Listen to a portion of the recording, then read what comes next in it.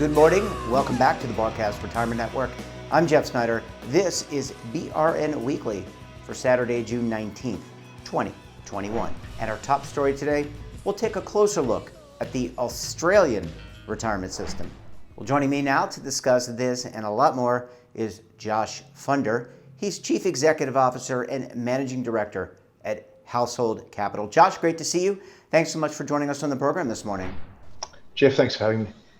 It's great to talk to you, and I'm really pleased that we can talk about the Australian retirement system and also some of the challenges that it's facing. So first, before we kind of get into the challenges, why don't you kind of lay out for us the pillars of the Australian retirement system? So the Australian retirement system has three pillars, like most around the world of developed countries. First one is the government pension.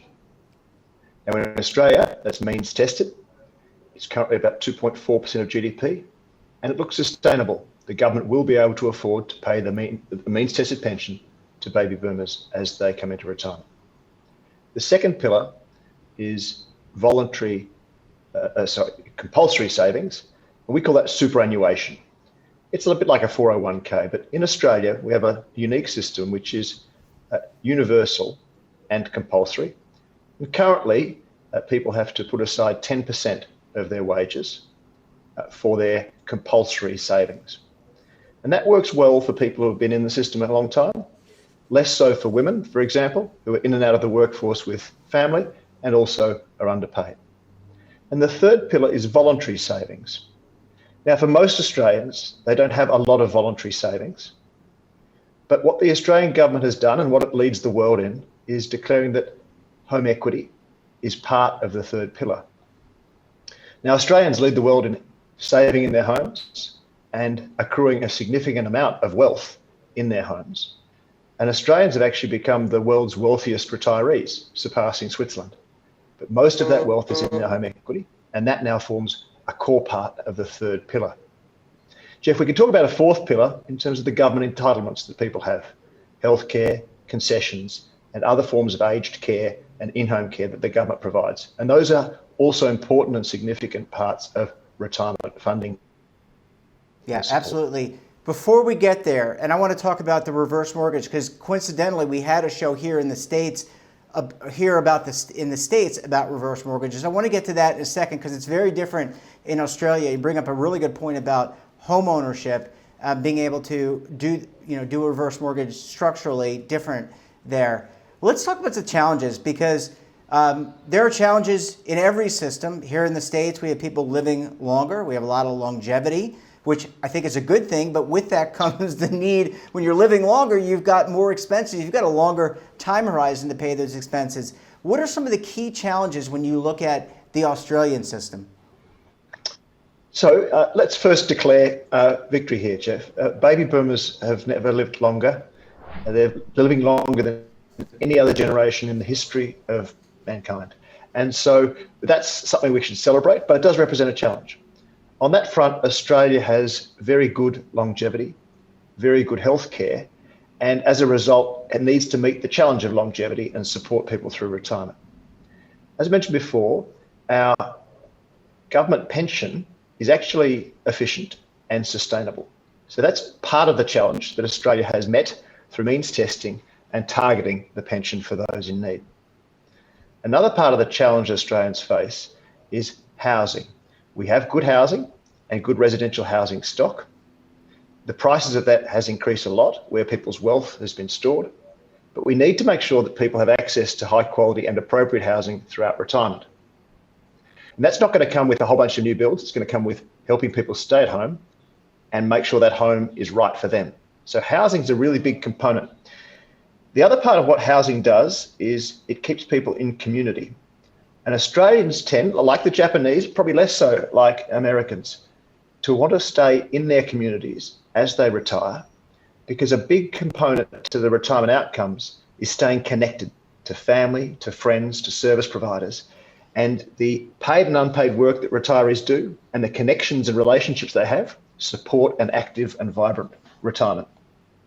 We have another challenge for the baby boomers, which is our compulsory superannuation system. was only introduced halfway through baby boomers' working lives, and it only started at 3% contributions. So that system is relatively immature for baby boomers. It doesn't fully support retirement funding for the 30 years they need to plan. And as I mentioned before, it's particularly inadequate for groups of people, like women, who have been in and out of the workforce even more than others. Yeah, those are big challenges. And as I said, every system has some inherent weakness. Let's talk about the reverse mortgage, because you mentioned the home ownership. Really, Australia surpasses everybody in terms of home ownership. How is the reverse mortgage structured in Australia, and how can it be used as a retirement income tool, a retirement tool for Australians? And Jeff, in Australia, there's a broad category of home equity or equity release. And it's worth talking about that broadly because, like in America, the term reverse mortgage has been stigmatized because it hasn't had enough consumer protections historically. And most people remember it as being specifically an unprotected product that didn't always get good outcomes. So let's talk about equity release and home equity and the role it has to play in supporting retirement housing and funding. There are some big changes in Australia where we think we can lead the world.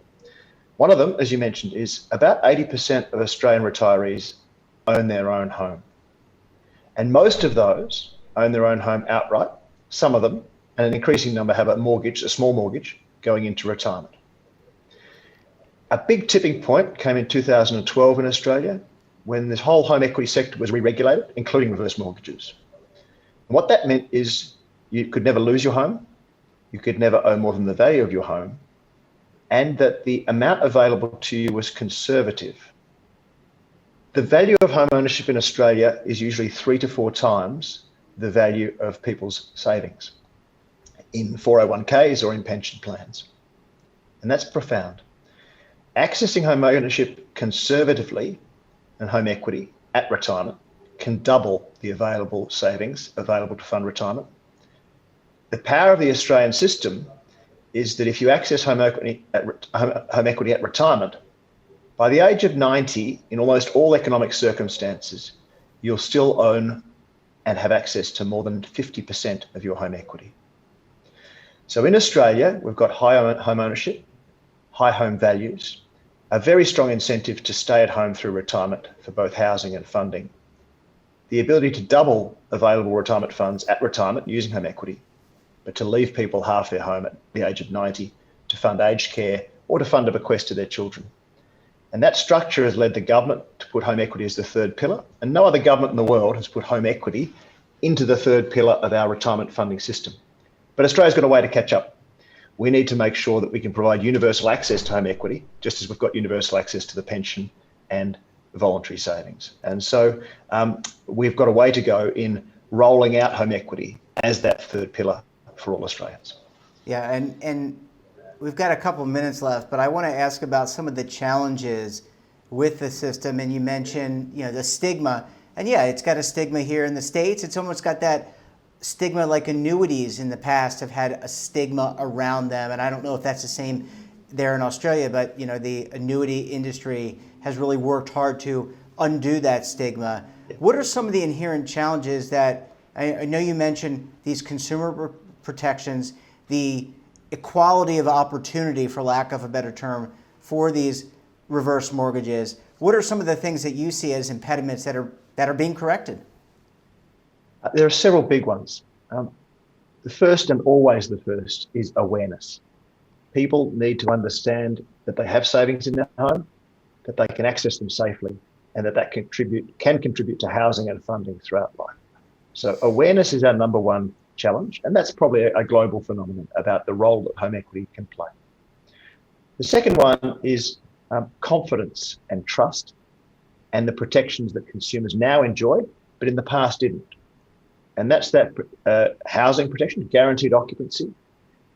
The third is really the role of home equity and reverse mortgages in wealth, not as access to quick cash, not to be consumed in the short term, but to really deliver long-term funding and housing for retirees.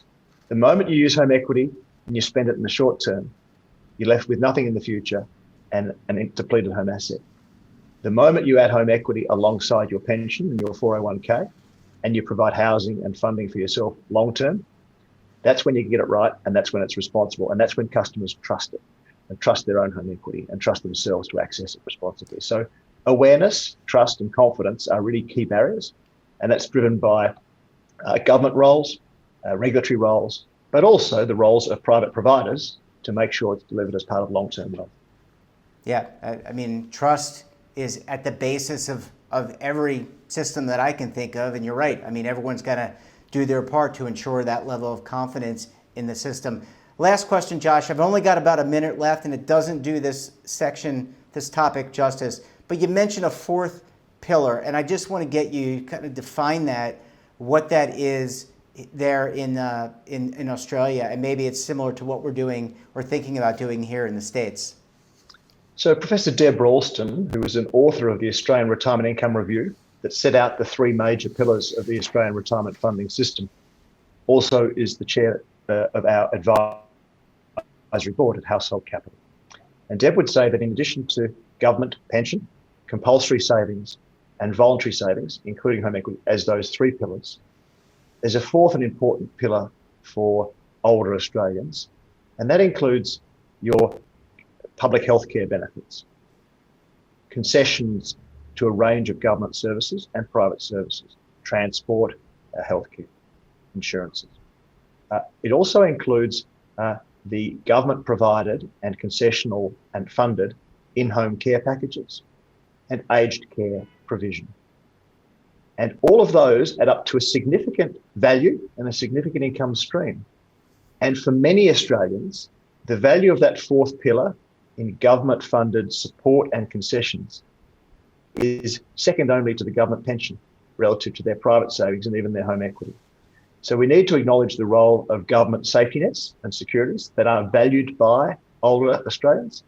At the same time, we need to help them access their own savings, their private savings, in their compulsory and their voluntary and home equity savings. So there's a real balance across those four pillars. The three financial pillars really are the pension, compulsory savings and home equity, mostly. And then there's this fourth pillar of government services that's really important to acknowledge, and people very much value that.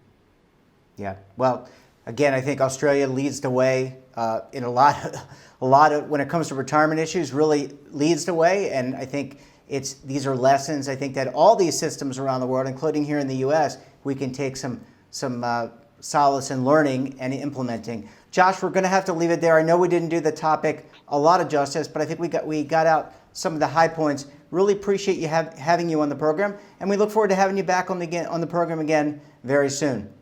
Jeff, I look forward to continuing the conversation. It's a vital one to make sure baby boomers around the world can retire with confidence. Thanks, Josh. Great to see you. Thanks for sharing your perspective. And when we come back, we'll take a look at some of our best segments for the week. You're going to want to stay tuned right here on BRN Weekly.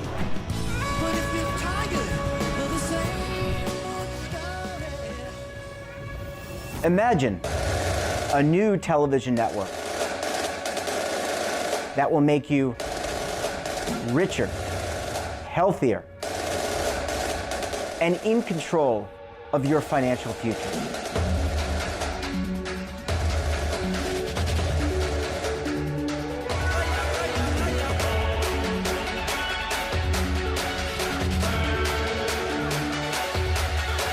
This network is for the policewoman in Nashville, Tennessee, the baker in Dubuque, Iowa, the teacher in Lexington, Kentucky.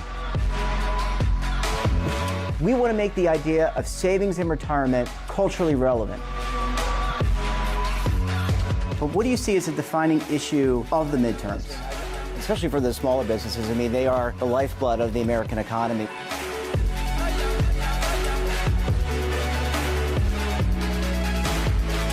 Featuring exclusive interviews, current affairs, and docuseries.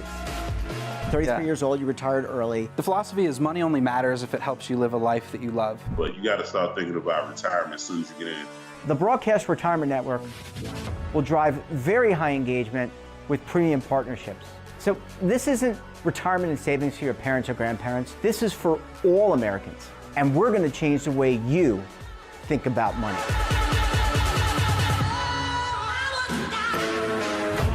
Welcome to the next frontier of retirement and savings. This is BRN, the Broadcast Retirement Network. Are you stuck with a low credit score? A credit report and score that's causing you to be denied credit or pay higher interest rates than others for the same things? Then do what Terrence did and call Credit Repaired for your free credit evaluation to help restore your credit. I started thinking about buying a new house, and my score wasn't where I needed it to be. I called and spoke with one of the representatives, and we just had a good conversation, and I liked what he was saying. Just one call for his free credit evaluation was all it took to start back on the track to repairing his credit. I'm seeing the deletions and I'm getting the report, so I know something's being done. It does make a difference to me. All it takes is one call to get started. Credit Repair has given me a second chance to have a better credit score. Don't let a low credit score hold you back another day. Do what Terrence did and make the call for your free credit evaluation. Call 800-819-4152. That's 800-819-4152. Again, 800-819-4152. Welcome back. On Monday, I sat down with Business Insider's Blake Dodge to learn about Amazon's potential push into physical pharmacies. Let's take a look. Yeah, Amazon's really prioritizing getting into the healthcare industry, and it's really happening this year. Amazon's sort of been a potential disruptive threat to healthcare for a long time, you know, starting around maybe when they acquired PillPack, a pharmacy startup in 2018. But now we're seeing a lot of their ambitions kind of come to fruition and become public through Business Insider's reporting and others, and also what they've announced. At Business Insider, we're focusing a lot on Amazon Care, which is a combination of virtual and physical care. It's a medical care business. Amazon started piloting that in 2019 just among its employees. And it would never really say, like, you know, what it might turn into when it grows up. We reported in December, Amazon Care actually had ambitions to serve the employees of other companies.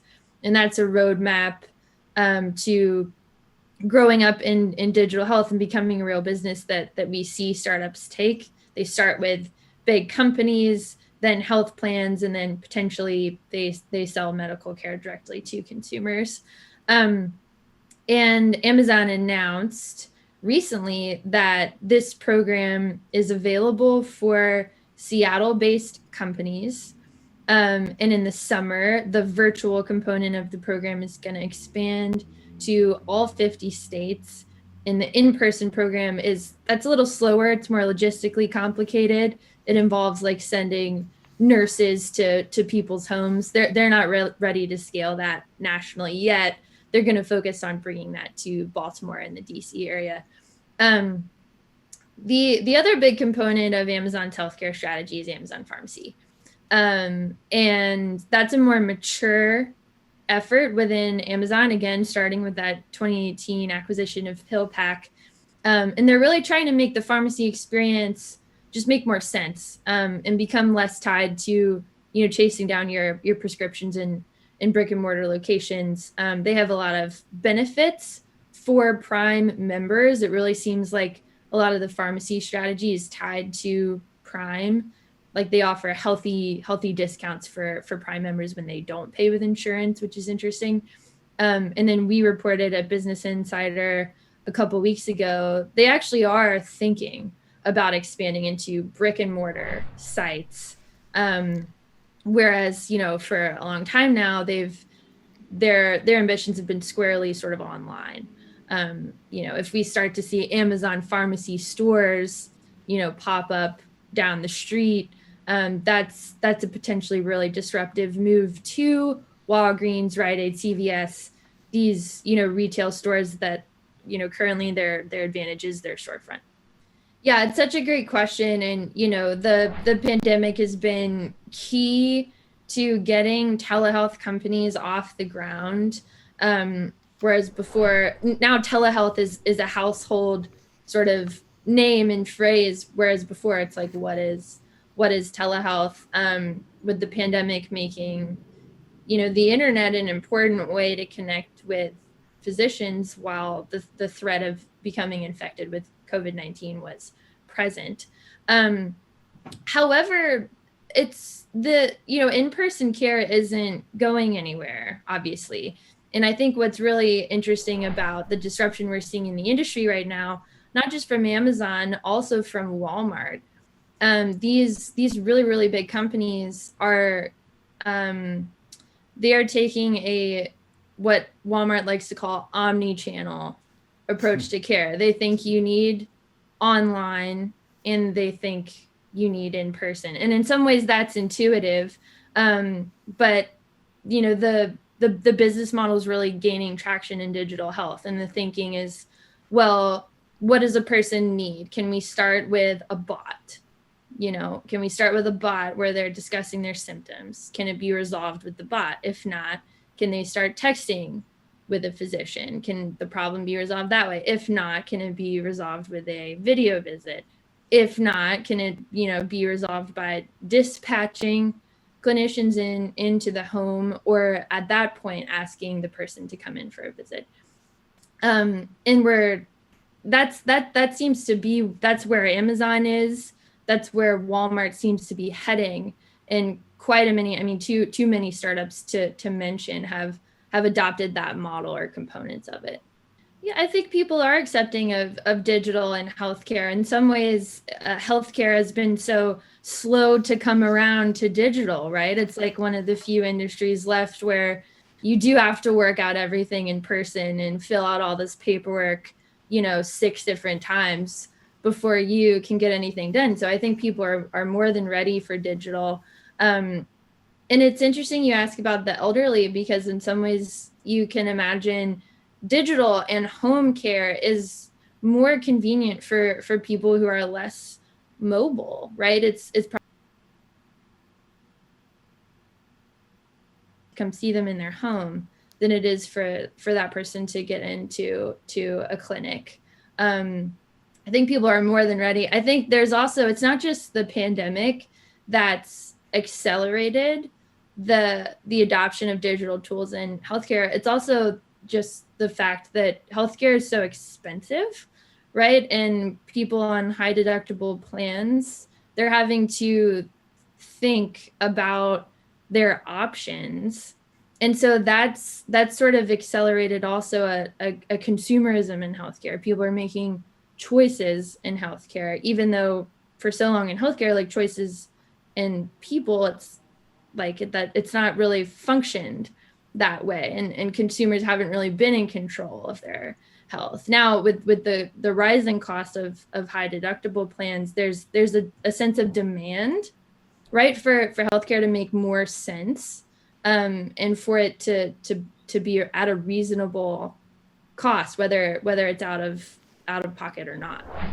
And I also sat down with Central Piedmont Community College's Dr. J.J. McCahern to learn about the important role that community colleges play.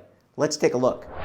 Enrollment was really different for us. It was probably the most challenging that I'd seen in over 20 years of work in the community college.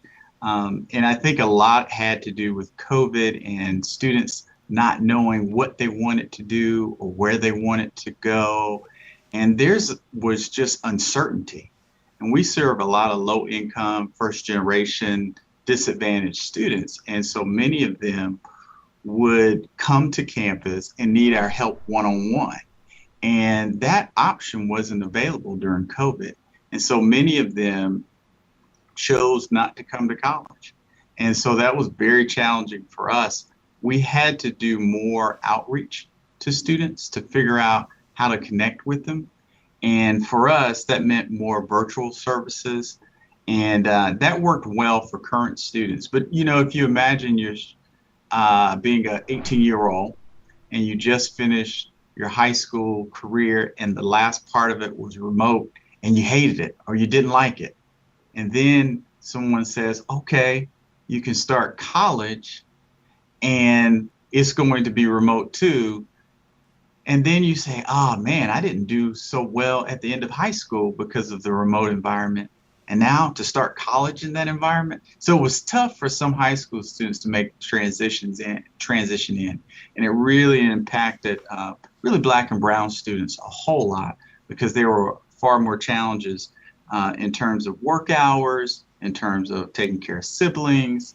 And so enrollment went down for community colleges. We had hoped that students staying at home would all decide to come to the community college because it was local, but it just didn't happen for many of our Black and brown students and our low income students. And so it was challenging. It was challenging. We learned a lot about ourselves though during this time.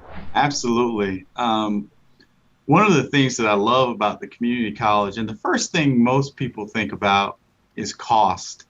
And when I say cost, I think about the fact that when I graduated, I had a lot of college debt.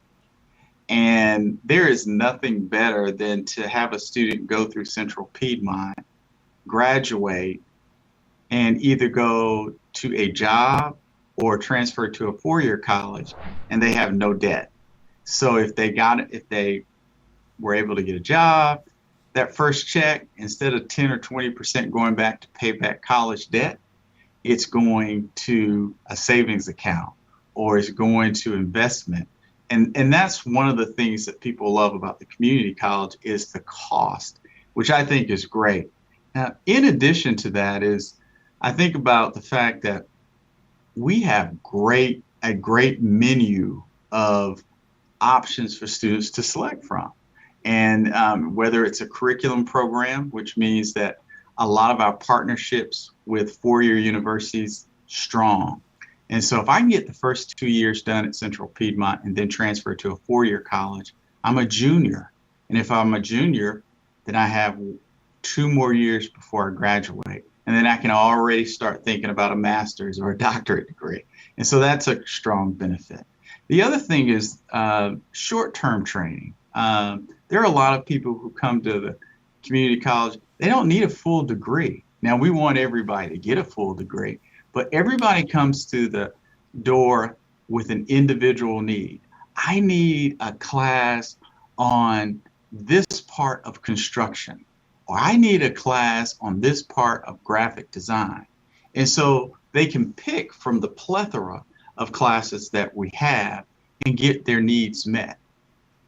And then I think one of the things that I love the most is the faculty are so engaged in the student's success.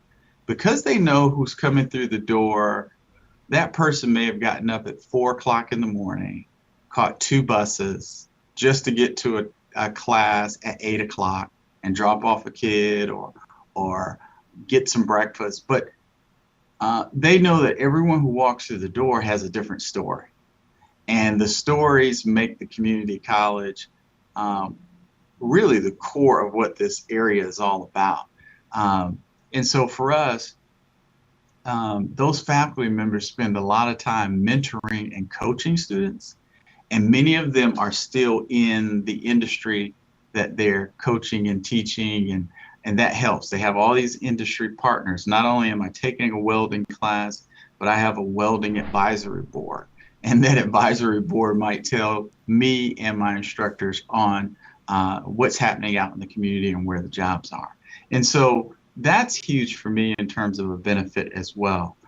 Location, most community colleges, Central Piedmont in particular, we have 6 campuses, which means that you can really go to any campus to get started and take most of your classes at any of these campuses. So location is great. And then we have so many great partnerships in the community that between internships and co-op opportunities and scholarship opportunities, it's really unreal. The COVID had really helped us in terms of really showcasing all the scholarships that we have, because I think students need it more than just financial aid. You know, sometimes you get the Pell Grant, and that's enough for classes and tuition and books and fees, but there were so many other needs that students had, and we were able to complement their financial aid with scholarships. And then we were able to provide even more scholarships. So that's just some of the benefits of a community college. The size is always great. The class is always great. And, you know, it's really interesting the other day explaining to a student that, hey, you can go by and see your teacher in an office hour, and explaining what the office hour was. Because students are learning for the first time terminology around the community college. And we have staff, and most community colleges do, they understand that each student that steps on that campus, there's a chance to change not just that person, but generations to come. And that wraps up this episode of BRN Weekly. Have a topic of interest, someone you think we should talk to, drop us a line. And don't forget, for all the information in retirement markets, technology, personal finance, so much more, check out today's edition of our daily newsletter, The Morning Pulse. We're back again tomorrow for BRN Sunday. We'll have conversations with members of the media, financial services, and academia about all the news this week. So until then, I'm Jeff Snyder. Stay safe, keep on saving, and don't forget, roll with the changes.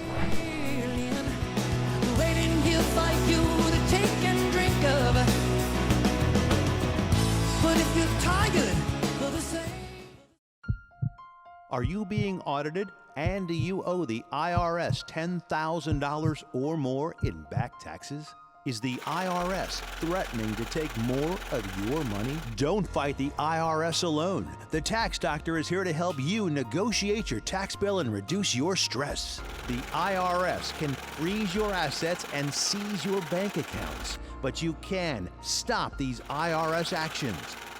The Tax Doctor will work with you using our years of experience to represent your case to help you get the best resolution under the IRS guidelines. Help is here to deal with the IRS to reduce your stress. We've handled thousands of cases, so we know what we're doing. If you owe $10,000 or more in back taxes, do not call the IRS alone. Call a Tax Doctor now for a tax emergency analysis. Call 800-224-6439.